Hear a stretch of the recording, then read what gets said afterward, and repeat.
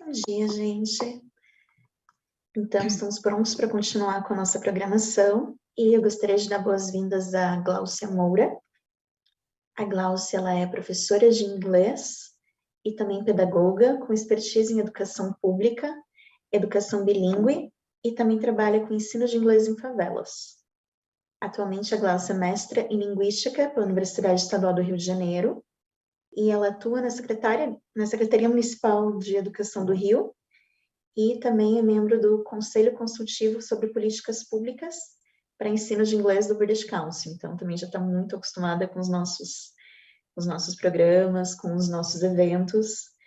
E ela vai falar um pouquinho para a gente sobre inglês nas periferias. Então, bem-vinda, Gláucia.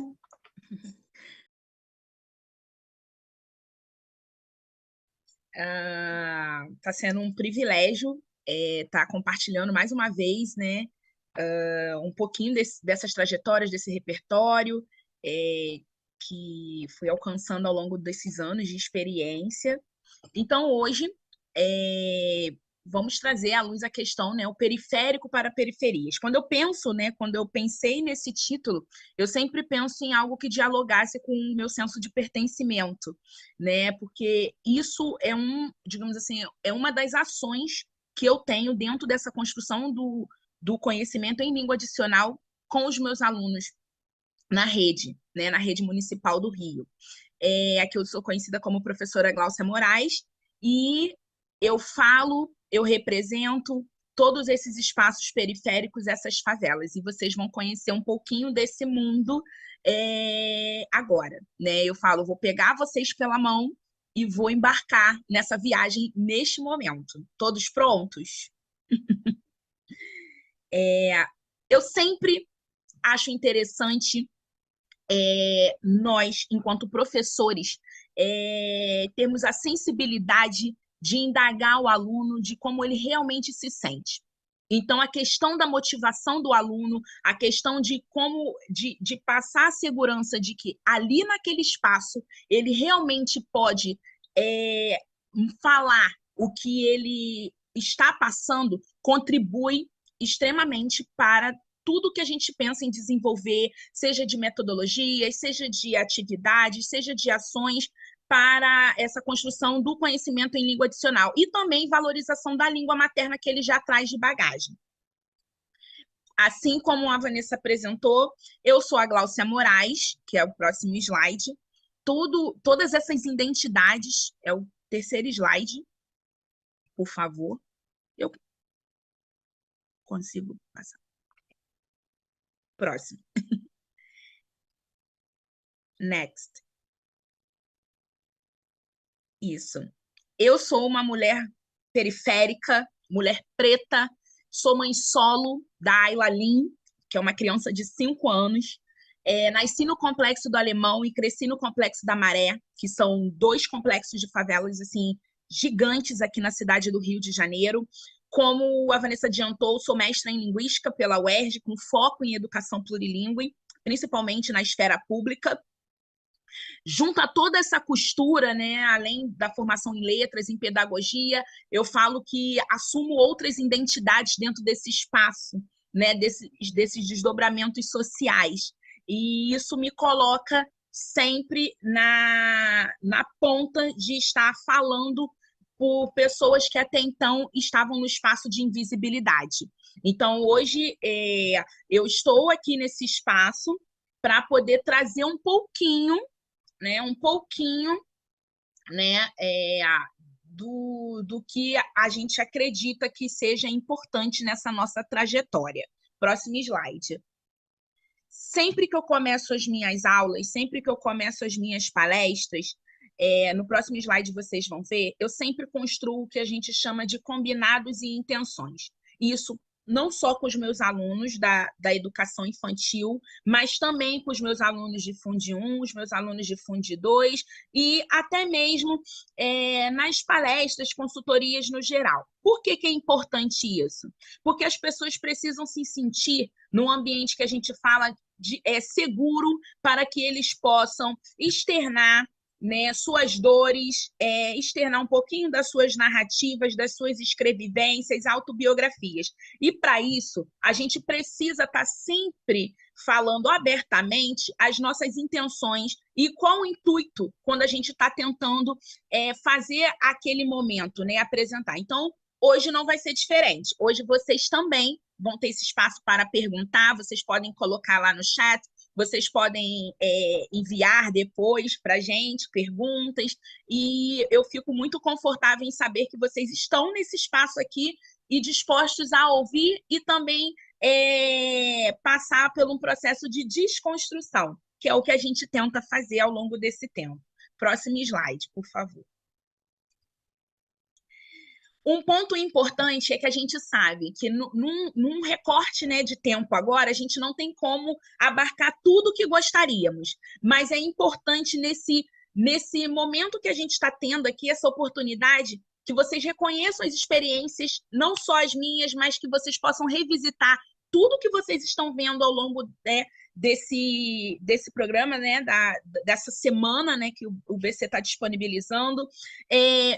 A gente precisa partir da premissa que as nossas identidades, elas são complexas, e nisso revisitar todas as questões, todos os pontos, seja no âmbito acadêmico, profissional ou pessoal, muitas vezes vai ser esmagador, mas é necessário.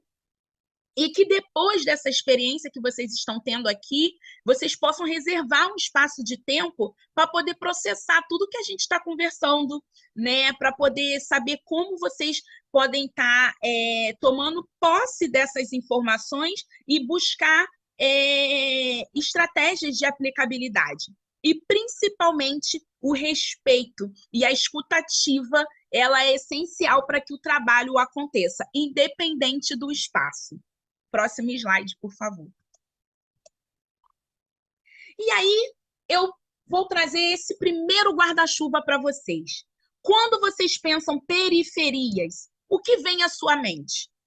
No meu caso aqui, dentro da minha experiência, eu vou trazer na bagagem narrativas, eu vou trazer para vocês um pouquinho da ótica daquilo que eu vivenciei, daquilo que eu vivencio nesses espaços periféricos, mas, principalmente, eu vou poder trazer para vocês aquilo que nunca me contam, aquilo que nunca me apresentam, aquilo que não me mostram, que é essa ótica das possibilidades de, digamos, ampliar a mobilidade desses meus estudantes nos espaços periféricos. Pode avançar o próximo slide. Nesse próximo slide, sou eu na entrada do Complexo da Maré com a minha filha, Ayla Lin, que é o espaço onde eu cresci. E uma das coisas que toda vez que eu atravesso essa passarela, né, e encontro com pessoas que são da minha vivência, que cresceram comigo, que são pessoas que acompanharam toda a minha trajetória, eu me coloco muitas vezes no lugar desse meu aluno que eu atendo nesse espaço, né? Quando você me escuta, você me enxerga? Então, é esse tipo de questionamento que eu, enquanto professora, né, atualmente de língua inglesa, que até então não alcançava esse espaço dos meus alunos nesses territórios, é o meu momento de escuta. É aquele momento que vamos para a roda, vamos tentar dialogar. E quando esse aluno começa a trazer essas narrativas, começa a trazer suas dores, começa a trazer as suas, digamos assim, muitas vezes os seus relatos do cotidiano dentro desses espaços periféricos, eu preciso me sensibilizar. E quando eu falo me sensibilizar, não é chorar com o aluno. Me sensibilizar é realmente conseguir perceber o que esse meu aluno está falando, o que esse meu aluno está trazendo para mim. E com isso, eu consigo fazer ajustes, adaptações dentro daquilo que eu tenho planejado para aplicar, respeitando o que ele está trazendo de conhecimento de mundo. Até porque a gente não pode partir do princípio que esse aluno, pelo fato dele ser uma criança de 4, 5 anos de idade, está ali construindo esse conhecimento em língua adicional, eu não posso achar que aquele aluno está chegando para mim vazio. Não, esse aluno ele está trazendo sim noções de mundo, ele está trazendo sim suas vivências, as suas bagagens, as suas experiências, boas ou ruins, e a partir dali, a partir do momento que ele está ingressando naquele espaço escolar periférico, eu preciso compreender e valorizar, entendeu? Aquele ambiente em que esse aluno está inserido e não dizer que não, aquilo ali não me serve, o que vai ser, vai servir o que eu falar daqui para frente. Não. Eu preciso realmente mostrar a minha intenção, eu preciso realmente trazer os meus combinados e, principalmente, o aluno precisa se sentir seguro para que ali seja realmente um espaço, né, o que eu falo assim, o laboratório dele de aprendizado. Próximo slide, por favor. E aí, eu sempre gosto de trazer a questão do conceito, o olhar, quando nós pensamos nos espaços periféricos. Aqui vocês estão atravessando todas as nomenclaturas possíveis quando pensamos em periferias, né? E aí você sempre vai perguntar, quem nunca teve essa experiência de atuar em espaços periféricos e espaços conflagrados, a oportunidade também é agora, né? Porque isso faz parte também da construção da história do nosso país, né? Então, é importante falar, não dá mais para a gente tampar os nossos ouvidos. E aí você sempre vai, quando você se esbarra com essa informação, dentro de você, muitas vezes, vai vir esse questionamento. O que eu tenho com tudo isso? Ali eu apresento favela, né, com double L, porque era assim que a favela era vista e era escrita lá no final do século XIX, tá? Dentro da sua historicidade, é contemplada o nome de uma árvore que nascia lá no topo de um espaço que em alguns lugares, né, periféricos tinha, e por isso que dava essa nomenclatura, mas era um espaço que sempre colocaram marginalizado, né? O espaço de pessoas desocupadas, o espaço de pessoas que não tinham expectativa de vida e tal. Aí avançamos com o tempo, as pessoas começaram a atrelar o nome para a comunidade carente. Vamos cair em desuso isso. Comunidade carente, você é carente de quê? De amor, de abraço, de afeto? Da onde vem essa questão da carência em ver a pessoa periférica como um carente? Não. E aí vem favela. Perdemos um El, mas ainda assim estavam dialogando, direcionando estereótipos para esse espaço, como se ainda estivéssemos lá no final do século XIX. E hoje a gente tem a questão de periferias, espaços periféricos, áreas conflagradas. E aí, muitas vezes as pessoas falam assim, nossa, por que tem tantas favelas? Por que tem tantas pessoas nesses espaços? Por que os morros, né, estão ocupados por tantas pessoas? E aí eu falo, você quer ouvir a história das nossas periferias a partir de qual olhar? O que aconteceu com a gente quando deram como extinta a escravidão? Para onde foram alocados aquelas mais de 4 milhões de pessoas que ingressaram, né, como escravizadas ao longo de mais de 398 anos? Então, teríamos que pensar nas políticas, teríamos que pensar em tudo que foi desenhado pensando na emancipação desse povo que aqui, né, que são os meus ancestrais, aqui começaram a atuar, né, de maneira compulsória. Pode avançar um slide. E aí eu avanço mais um guarda-chuva. Vocês estão percebendo que eu amo guarda-chuva, porque ele abarca. Eu uso o guarda-chuva não no intuito de fugir, de me proteger, mas para mostrar um leque de oportunidades, de informações que estão atreladas a eles. Então, quando eu penso na questão da inclusão, né, na inclusão de gênero e na inclusão social, eu tenho que me indagar. Com quem aprendemos isso? Para que eu aprendo isso? Quando eu preciso trabalhar isso e como? E dentro dessa minha umbrella, eu tenho leis. eu tenho políticas de ações afirmativas, eu tenho narrativas, eu tenho a questão do senso de justiça social, eu tenho a resistência. E eu também entro com a costura do letramento racial crítico, que dialoga constantemente com todas essas pontas. Então, quando eu penso no meu aluno, no chão de sala de aula, de uma língua adicional, que como a participante anterior falou, né, que era visto até então como uma língua de prestígio, eu também mostro para esse meu aluno que está naquele chão periférico que ele também pode acessar esse espaço, que ele pode ter essa possibilidade, essa escolha. E é isso que a gente tenta alavancar ao longo de toda a prática. Pode avançar o slide. A partir de tudo isso, eu consegui desenvolver a minha pesquisa do mestrado, que foi Can We Favelados Speak English? O título da minha dissertação do mestrado, eu precisava trazer algo que falasse, que valorizasse a questão das narrativas, que eu transformasse realmente aquilo que me era familiar em estranho, e que principalmente dialogasse com, já que as minhas narrativas também foram usadas de costura, né, para tentar trazer as justificativas, as motivações para essa pesquisa, então eu precisava trazer um título que falasse por mim e por todas aquelas vozes que estavam atreladas à minha costura acadêmica. Pode avançar um slide.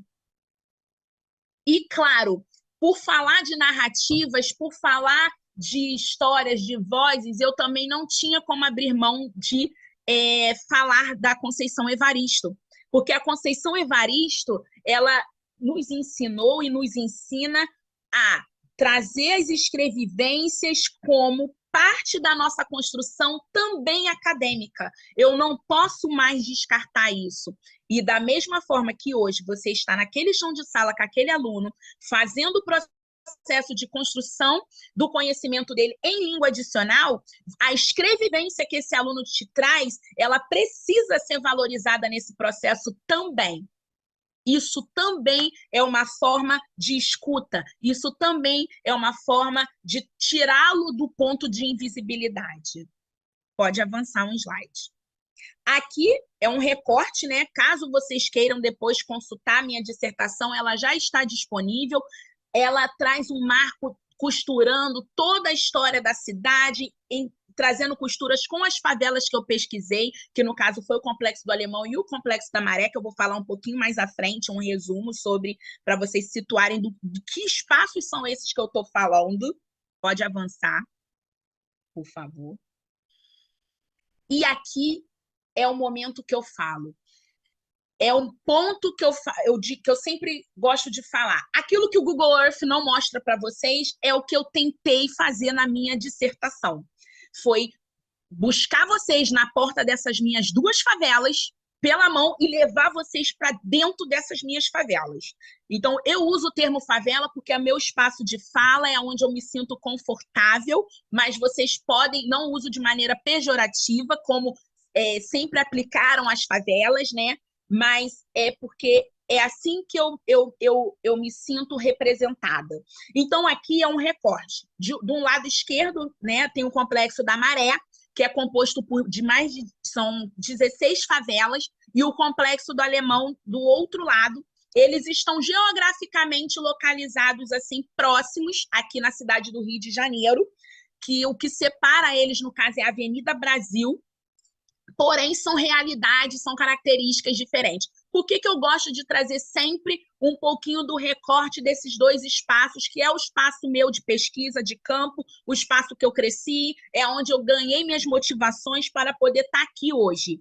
Porque eu não tenho como colocar as favelas sempre no mesmo balde. Eu não posso dizer que o Complexo do Alemão é igual ao Complexo da Maré. Eu não posso dizer que todo periférico é igual. E também eu não posso dizer que os meus alunos do Complexo do Alemão são iguais aos meus alunos do Complexo da Maré. São histórias, são narrativas, são escrevivências diferentes, mas que eles têm como ponto comum, que foi o caso da minha pesquisa, em que o Complexo do Alemão abarca a primeira escola pública municipal bilíngue e o Complexo da Maré abarca a última escola implementada do programa bilíngue dentro da nossa rede municipal do Rio, português e inglês. O Alemão tem, no último censo, ele estava em torno de mais de 60 mil habitantes e a Maré mais de 140 mil habitantes, né? Então, assim, o que eu tenho de diferença também é a questão de como foi a forma de ocupação desses espaços. Majoritariamente, o Complexo do Alemão ele foi ocupado por pessoas vindas do interior do Rio de Janeiro e algumas cidades do Nordeste. Já o Complexo da Maré, majoritariamente pessoas vindas do Nordeste e também no processo, na década de 50 e de 60, quando passou o processo de retirar famílias da área central da cidade do Rio, muitas famílias tiveram que migrar para essas localidades que ficavam assim meio termo, próxima à região central do Rio de Janeiro, já que todos eram do campo de trabalho, e também não, digamos assim, mas também não ocupando esses espaços que ainda é visto como espaços de prestígio, de turismo, e que não abarcava na cidade elas estarem ali, entendeu? Então, nós passamos por esse processo digamos assim, de aumento da população favelada, principalmente final dos anos 50 para 60. Pode avançar o slide. E aí, quando você atua nas periferias, quem ainda não teve essa oportunidade, acho válido tentar. Acho válido também mergulhar nessa fonte. É importante, porque para a gente dizer hoje, eu não curto trabalhar em periferias, você tem que ter passado pelo processo, você tem que ter tentado mergulhar naquela realidade. E digo, muitas vezes o professor ele acaba subjugando aquele aluno, ele acaba, a partir de impressões, a partir de crenças, de valores que ele carregou e que ele foi ensinado ao longo da vida. E como desconstruir isso? É importante. Então, a desconstrução vem a partir do momento em que você consegue alcançar histórias em que seus ouvidos não foram educados para ouvir. Então, quando você se permite, quando você acaba ingressando num espaço, seja por um projeto social, seja atuando, né, na rede pública de ensino, ou até na rede privada, mas dentro de espaços periféricos, você consegue entender um mundo que não nos foi apresentado ao longo da nossa vida, muitas vezes. E é importante, independente da região do país que você esteja, porque se vocês não lembram, nós passamos por uma pandemia e a pandemia de Covid-19, ela fez com que as famílias passassem por esse processo. Eu tive alunos do Complexo do Alemão que foram morar na Zona Oeste do Rio, eu tive alunos que voltaram para o Nordeste e estão retornando agora para a cidade do Rio. Então, entendam toda a ginástica, todo o movimento. Então, esse aluno que muitas vezes foi meu aluno lá na periferia, ele pode estar sendo seu aluno aí no Nordeste, ele pode estar sendo seu aluno aí no Sul. E aí, como você vai receber esse meu aluno? Com toda a bagagem de vivências que ele trouxe daqui desse chão periférico. A gente está disposto a lidar? Como você vai fazer para se desconstruir, para realmente realizar a inclusão desse menino, dessa menina, desse adolescente, desse estudante nesse espaço? Pode avançar. E eu tenho esse recorte. Aqui a Marielle Franco, oriunda da Maré, também amiga minha de infância, sim, foi minha catequista na época, na Nossa Senhora dos Navegantes, tive acesso, sim, e ela é nossa maior representante de voz, de fala, para um sistema excludente. E esse recorte aqui do Louro, ele representa ainda nos tempos atuais o que acontece nos nossos espaços de sala, né? A gente constantemente tem sido atravessado por questões de discriminações de classe, de cor, de etnia, de sexo, de gênero, orientação sexual, capacidade físico-mental. E aí, isso não é uma coisa que vem só extramuro, isso tem acontecido ali, na nossa cara. E aí compete o quê? Como a nossa escola, né, ela pode estar pensando nesses efeitos de como isso vai impactar diretamente, né, na vida desse meu aluno, qual vai ser a lembrança que esse aluno vai ter da vida escolar. E é aonde nós, professores, precisamos ter a cautela, a sensibilidade de perceber que o nosso discurso, a nossa fala, o nosso olhar e muitas vezes a nossa expressão corporal denuncia muito daquilo que a gente tem de preconceitos. Pode avançar.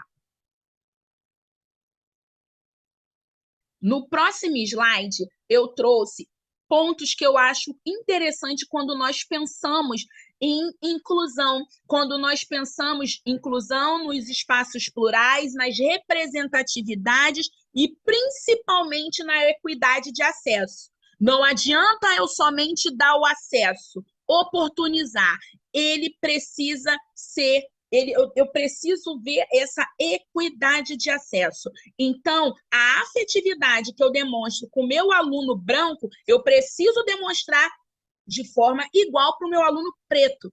A mesma afetividade, cuidado, trato e olhar que eu tenho com minha aluna, eu também preciso ter com o meu aluno. E eu preciso abraçar também essas famílias que chegam até o meu espaço e compreender as movimentações familiares. E nessa hora, enquanto professor, eu preciso saber olhar para essas famílias, abrindo mão de preconceitos que foram culturalmente desenhados e enraizados dentro da minha educação. Então, por isso que a gente precisa se apegar também aos documentos oficiais e legislações vigentes, precisamos estar sempre lendo isso, sempre atento e saber como são usados nos espaços escolares.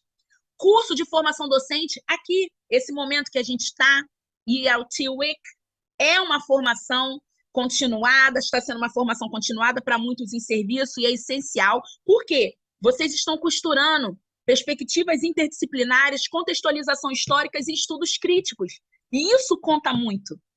Análise de livros e materiais didáticos. Gente, precisamos ter esse olhar crítico. Precisamos ser leitores críticos quando a gente faz as escolhas dos materiais para poder estar atuando com esse meu aluno.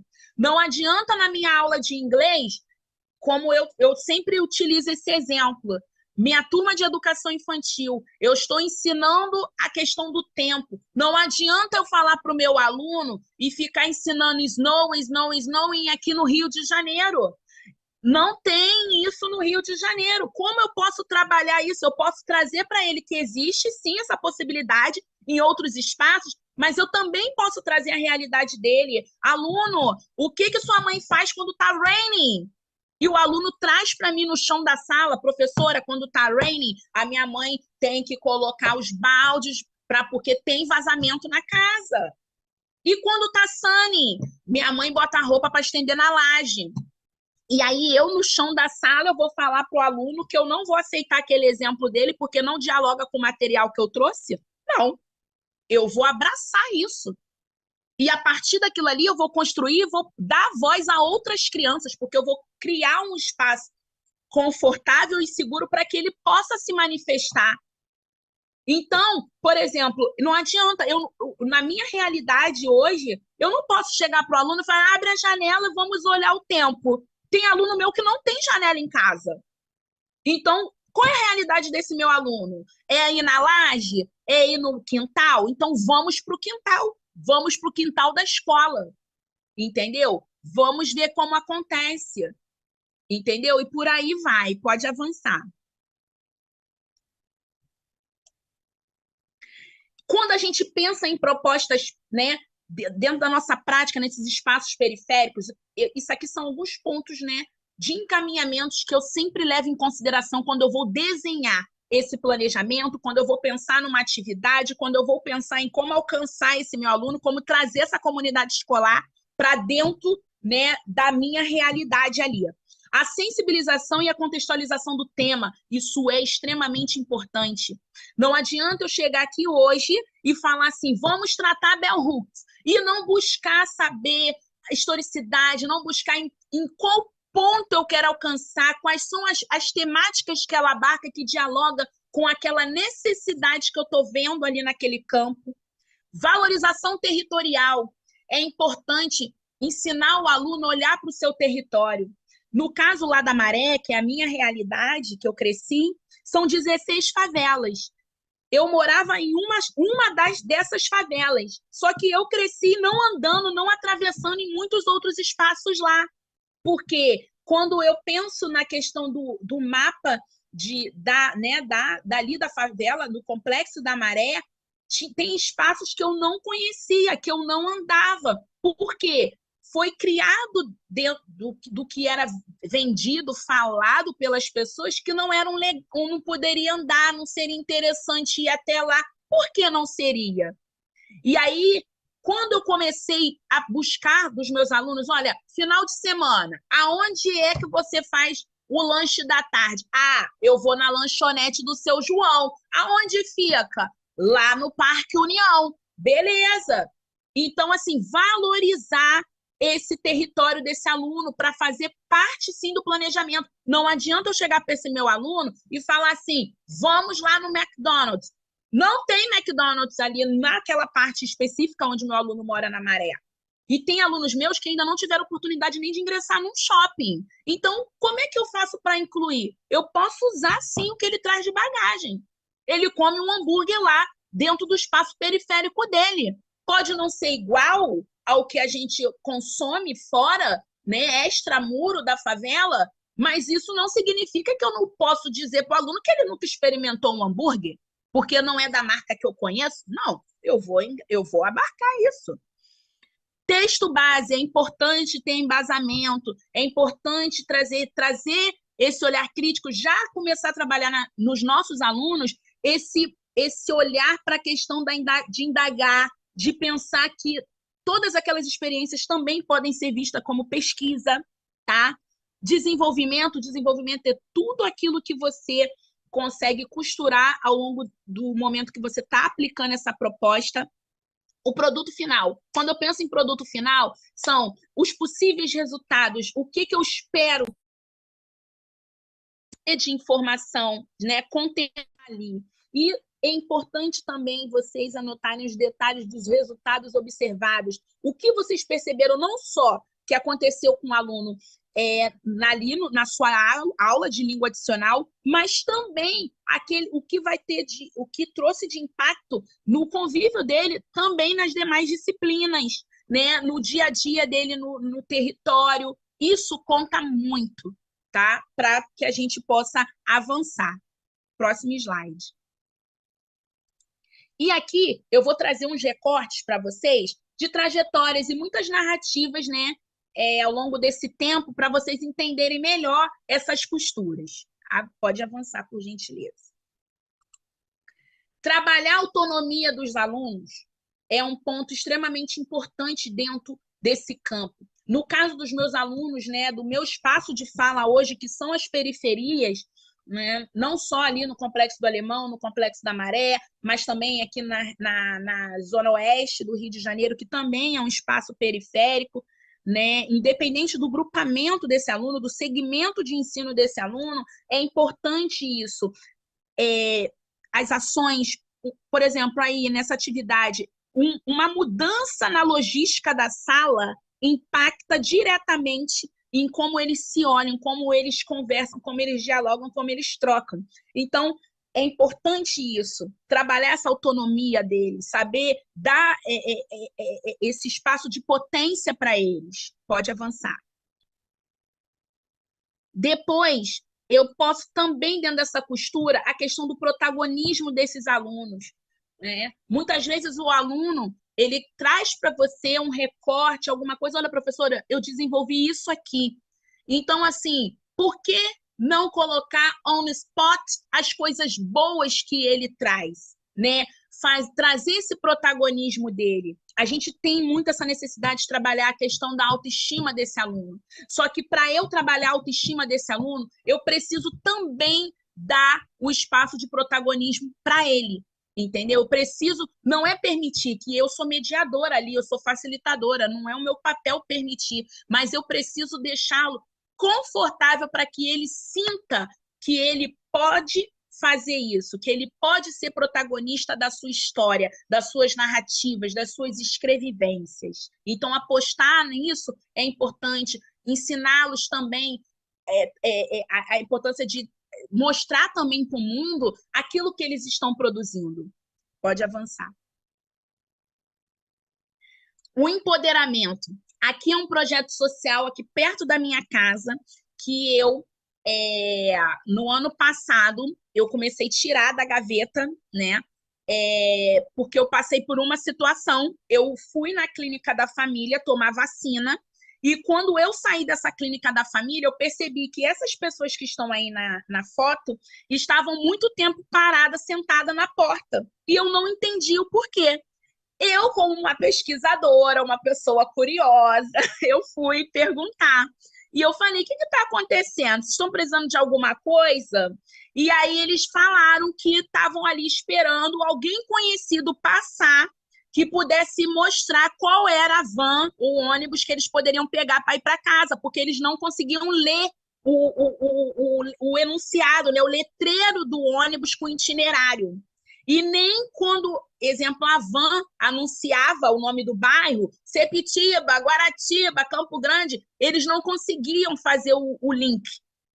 E aí eu falei assim, então vamos fazer o seguinte, vocês têm um tempinho à noite, que é o único horário que eu tenho de espaço, a gente usa esse espaço aqui da Associação dos Moradores, que é em frente à clínica, e vamos tentar, pelo menos, começar o principal, trazer o seu protagonismo identitário, o seu lugar de mundo, o seu espaço.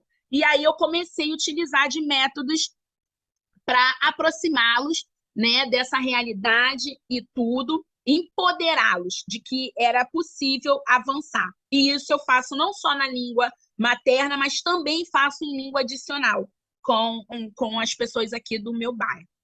Pode avançar. E com os meus alunos da rede. E aí vem a questão do reconhecimento.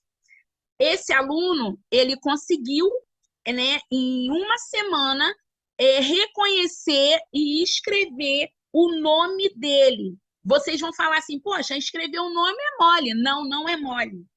Não é mole escrever o nome. Não é mole você, depois de, no caso de anos, você olhar e falar assim, gente, eu existo, eu consigo exercer a minha cidadania. Esse aluno, ele não conseguia, ele tinha até vergonha de votar, porque ele não queria utilizar, né, a digital, já que ele não conseguia escrever o nome. E ele tinha dificuldade, porque ele falou, eu não pude nem ter a chance de reconhecer a minha filha no cartório, que eu não sabia escrever.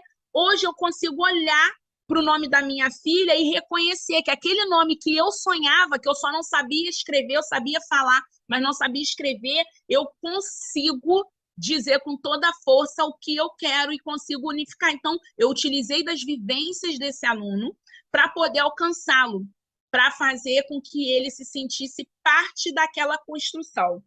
Pode avançar.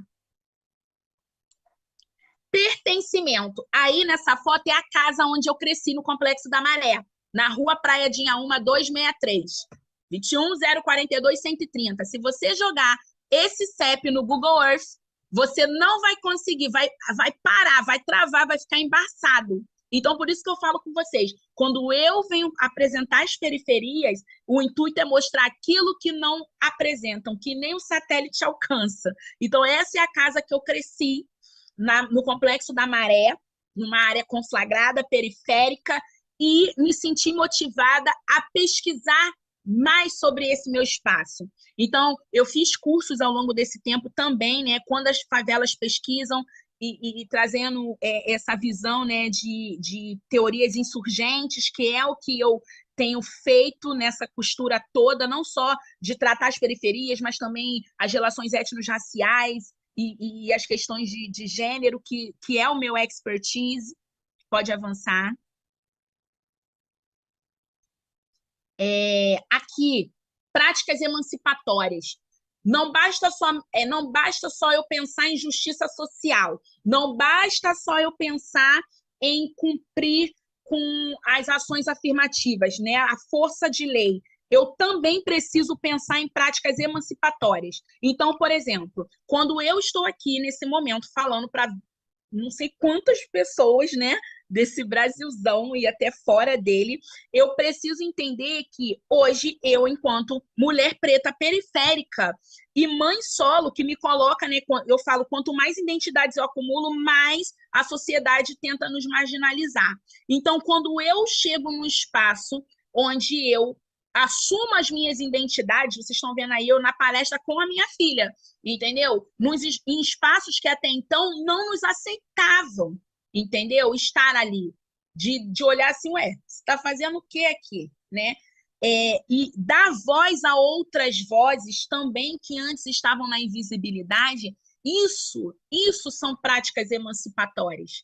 Então, na minha percepção, quando vocês, por exemplo, estão aqui hoje me ouvindo, trazendo perguntas, olhando, percebendo, eu utilizando desse recurso para alcançar inúmeros ouvidos, né, inúmeras identidades, eu também estou fazendo uma prática emancipatória, porque eu estou falando dessas outras vozes que me acompanham nessa bagagem, entendeu? Então, isso são práticas emancipatórias também.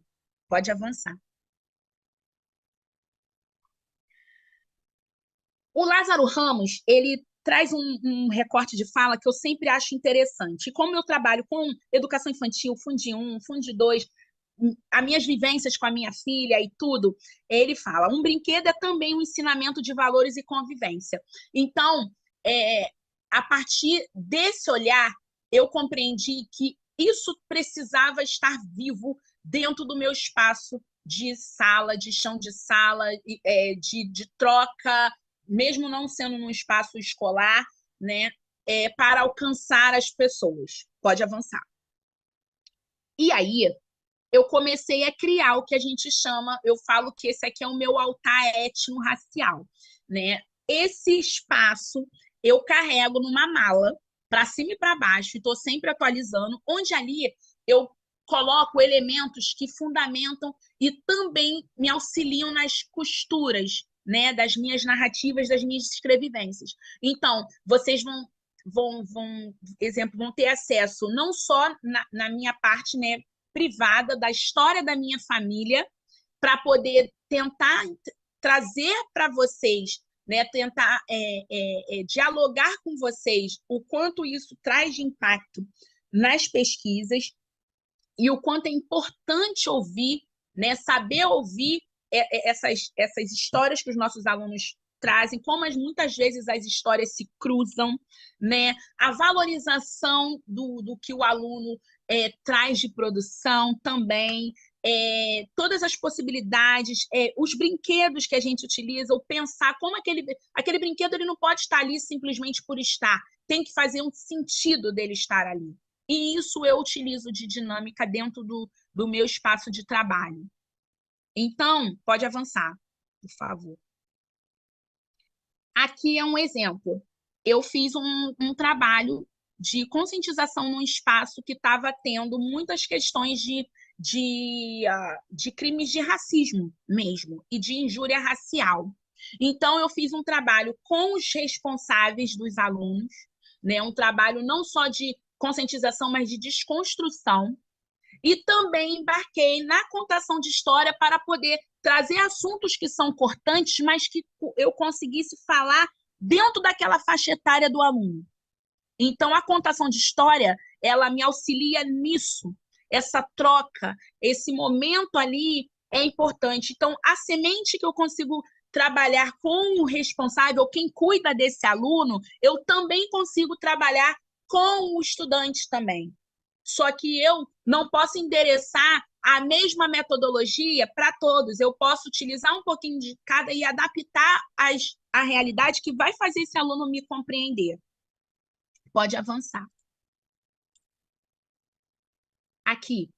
Você, dentro dessa prática, é importante você também dar o protagonismo para o aluno. Vocês estão vendo ali o aluno do meu lado? Eu falei, você tem como estar participando dessa história, além de estar como ouvinte dessa história, você pode estar contribuindo. E aí ele falou, o que eu posso fazer? Olha só, vai ter alguns momentos que você perceber na contação de história que entre essas questões da minha ancestralidade, você pode apresentar esse quadro da capoeira.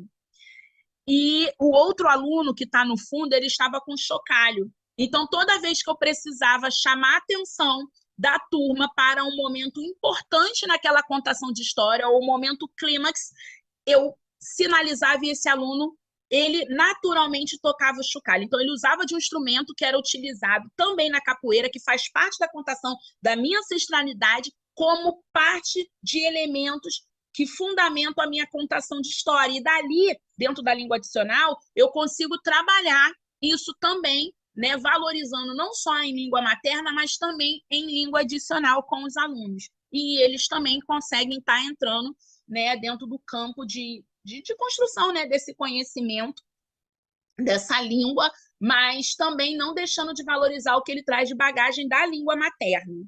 Pode avançar.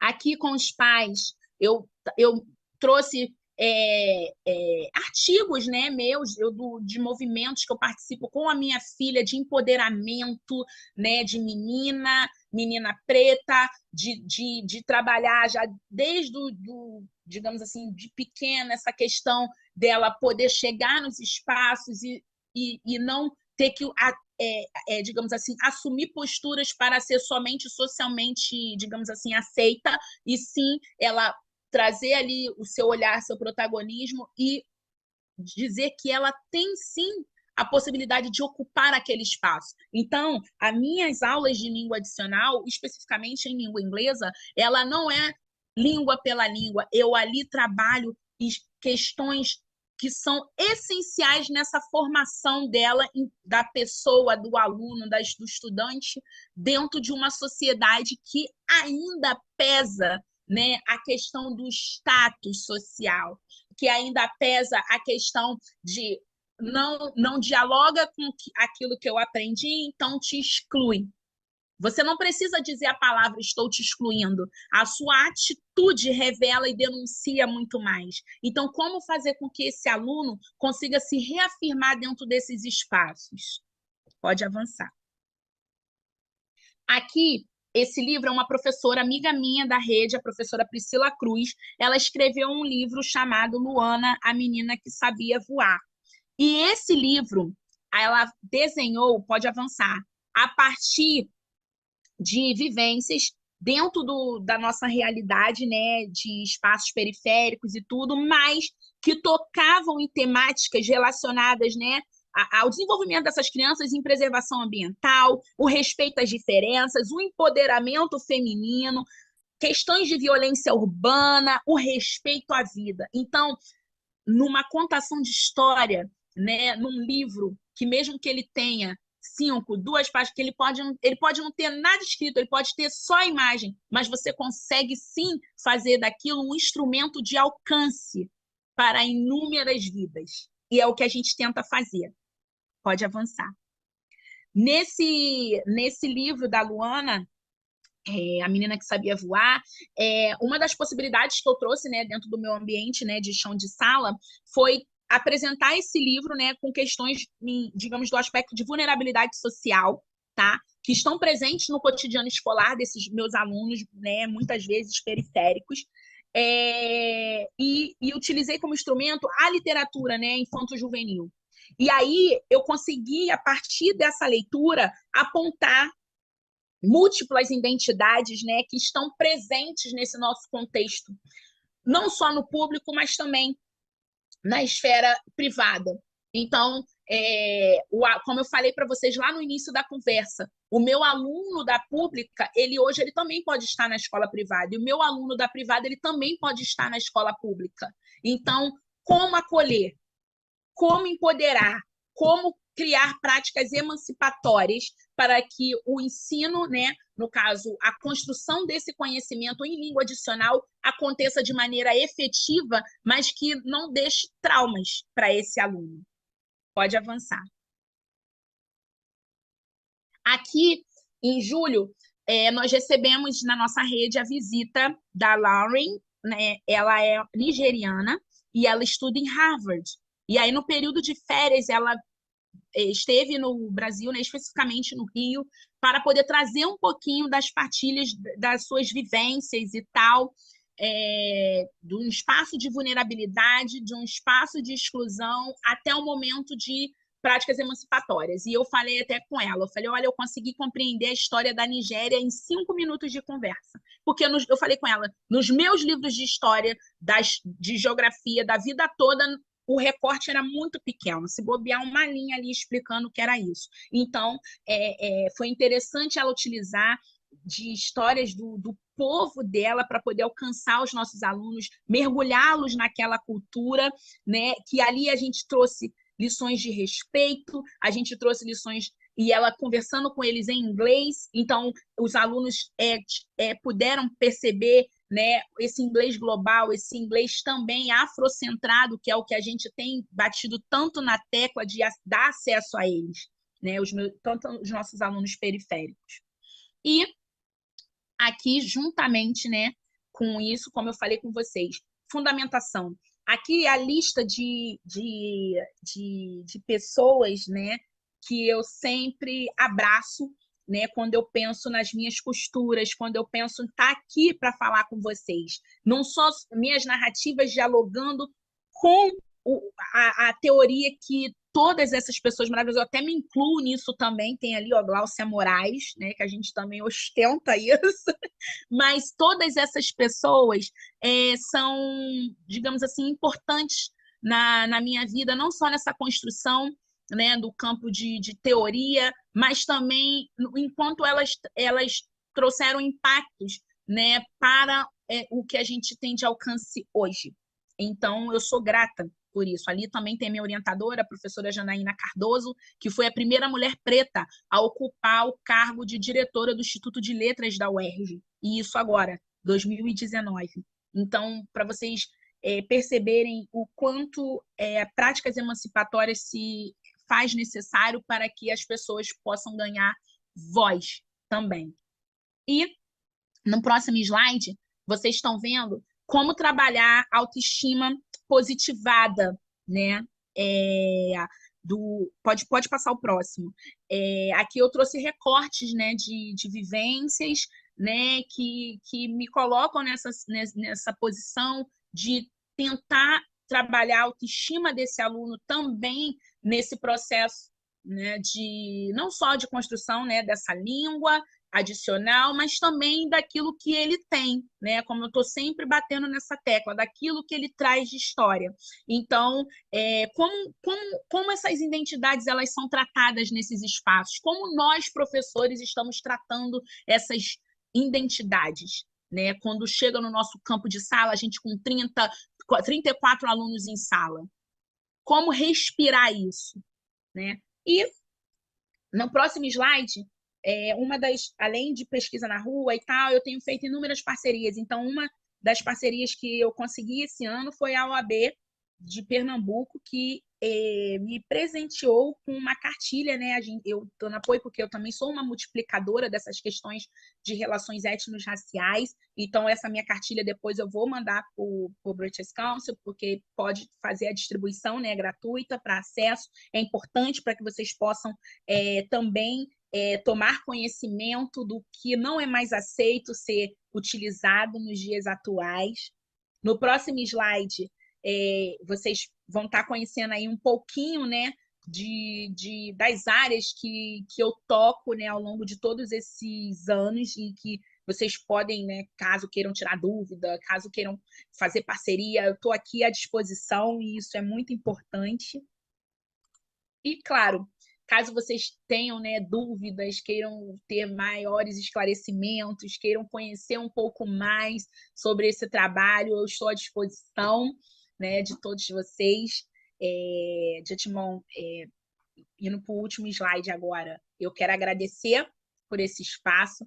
Quero dizer para vocês que hoje aqui eu falo que eu estou com os mais de 60 mil moradores do Complexo do Alemão e os mais de 140 mil moradores da Maré, fora todas as pessoas de minhas ancestralidades e todos os professores que ocupam cada espaço desse nosso país, né, tentando de todas as formas apresentar, né, essa língua, de forma, digamos assim, essa língua como parte dessa construção, né, também social, já que é uma língua global também, e, ao mesmo tempo, a valorização dessas identidades, a valorização desses espaços, a valorização desses recortes, dessas escrevivências. Então, gratidão por isso e espero que eu possa ter contribuído de alguma forma para a prática de vocês no chão de sala em espaços plurais. Thank you.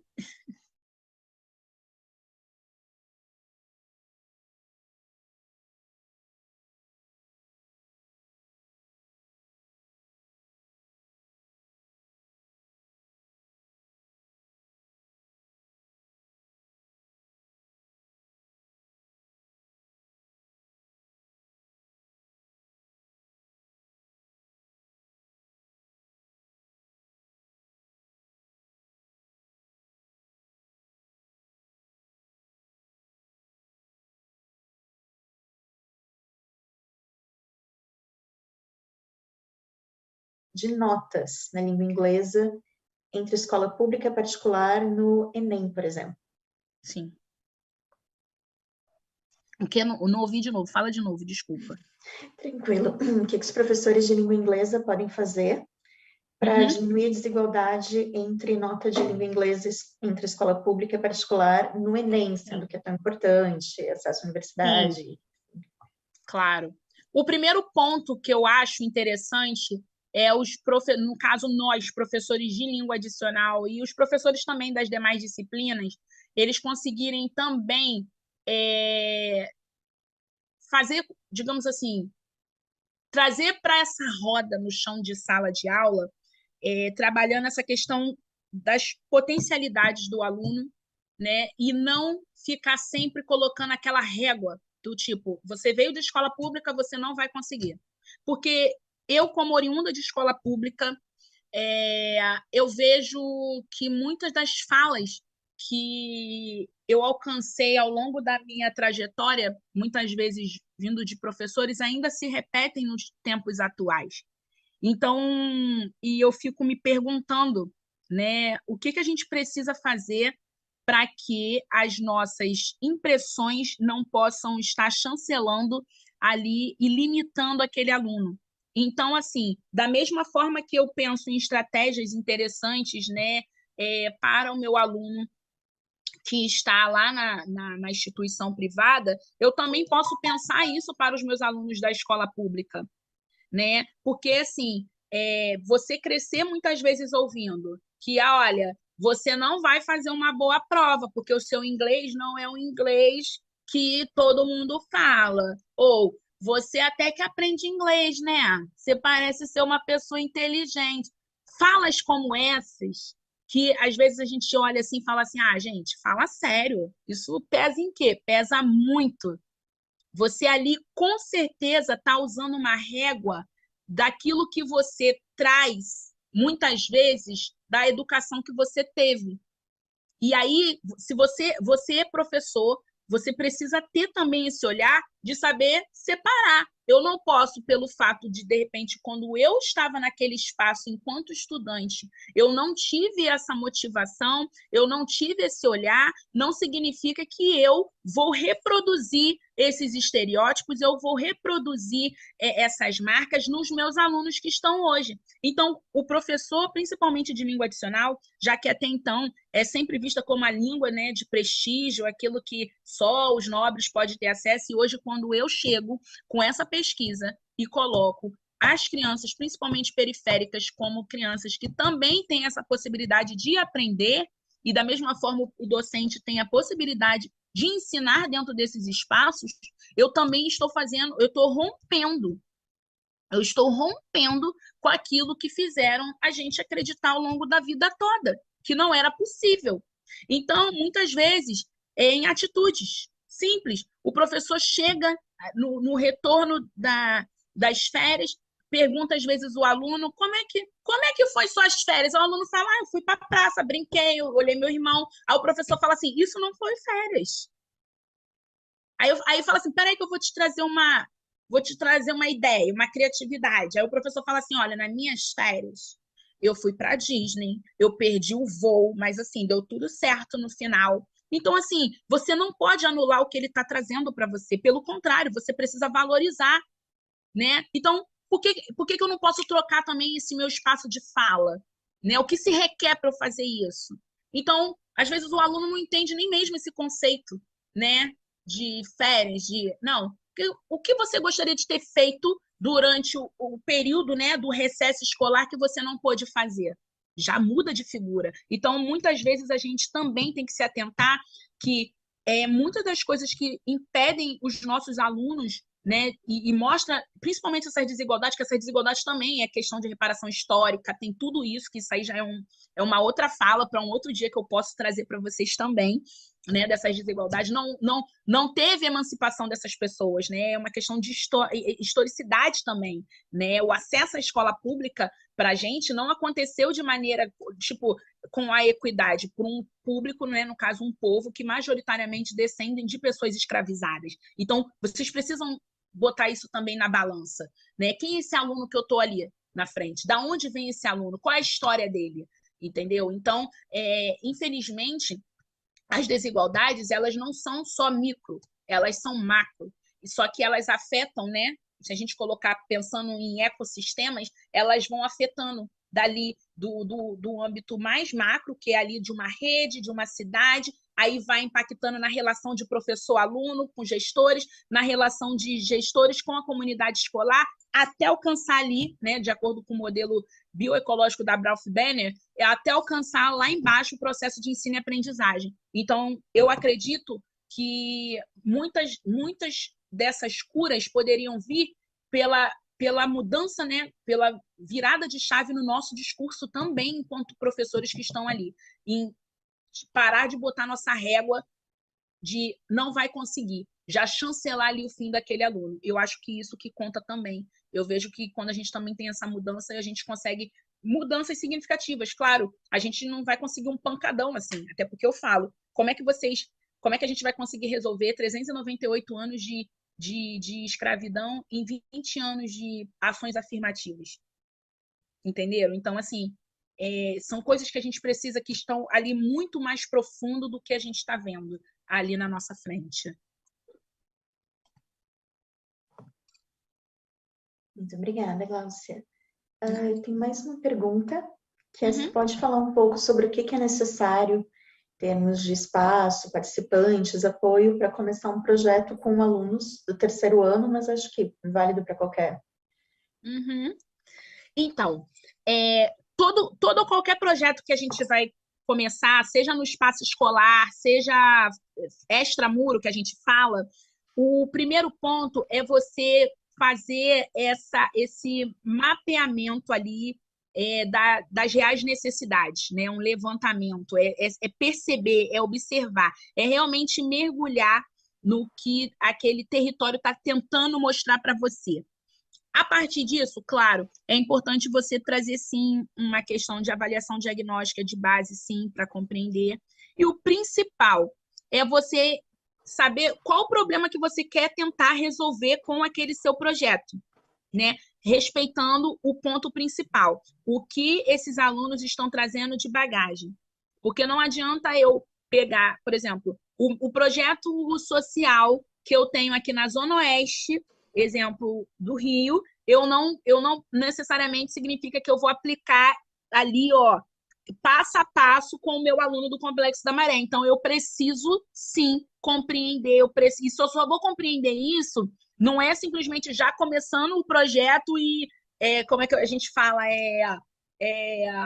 trocando a roda do carro com o carro andando. Não, eu preciso me planejar, eu preciso desenhar, eu preciso pensar nas possibilidades, nos riscos, do que pode dar certo, o que não pode dar certo, mas também eu preciso pensar como eu falei, né, naquela questão de proposta, o que pode estar impactando na vida daquele aluno, não só na minha questão de língua adicional, mas também nas outras disciplinas e em outras áreas da vida desse aluno. Entendeu? Por exemplo, vou trazer um exemplo aqui para vocês. Eu observo muitas coisas.